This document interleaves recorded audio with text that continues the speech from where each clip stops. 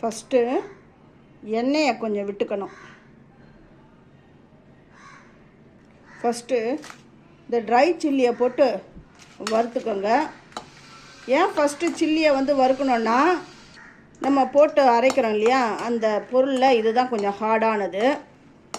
அதுவும் இல்லாமல் இதை வறுத்து நம்ம தனியாக எடுத்து மிக்ஸி ஜாரில் போட்டு அரைக்கும் பொழுது நல்லா ஸ்மூத்தாக அரைப்படும், எல்லா இன்க்ரீடியன்ஸோடவும் சேர்ந்து.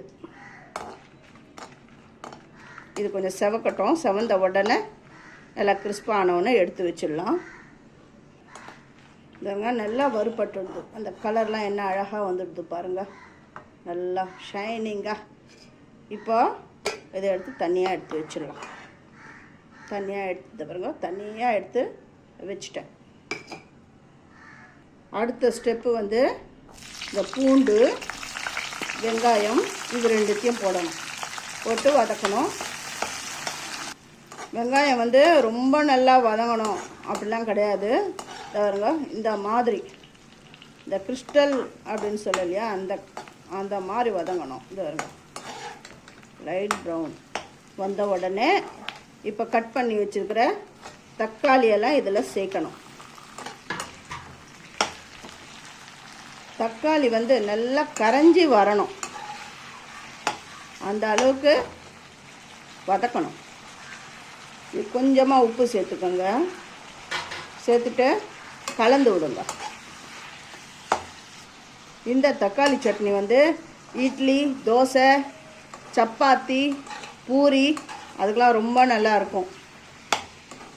ஃபஸ்ட்டு என்னுடைய வீடியோவை பார்க்குறவங்க சப்ஸ்கிரைப் பண்ணலைன்னா சப்ஸ்கிரைப் பண்ணிவிட்டு பாருங்கள். ஆல் என்ற ஆப்ஷனை தொடுங்க. அப்போ தான் நான் போகிற ஒரு வீடியோவுடைய நோட்டிஃபிகேஷனை உங்களுக்கு காட்டும். உங்களுக்கு பிடிச்சிருந்தா உங்கள் ஃப்ரெண்ட்ஸுக்கும் ஷேர் பண்ணுங்கள், லைக் பண்ணுங்கள், ஹைப் கொடுங்க. இப்போ இதை அப்படி மூடி வச்சுட்றேன். ஒரு நிமிஷத்துக்கு ஒரு தடவை எடுத்து கலந்து விடணும். அப்படியே மூடி விட்டுட்டு எங்கேயும் போயிடக்கூடாது. அடுப்பை ஸ்லோவில் வச்சுக்கோங்க. ஸ்லோவில் வச்சுட்டு அப்படி மூடி வைங்க.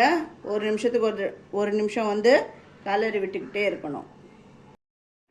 தக்காளி சட்னி பாருங்கள், நல்லா கலர்ஃபுல்லாக நல்லா அரைப்பட்டுடுது. இப்போ இதை தாளிக்கணும். சட்னி ரெடி ஆகிடுது. இப்போ இதை சீசனிங் பண்ணணும். கொஞ்சம் தக்காளி சட்னி ரெடி ஆகிடுது.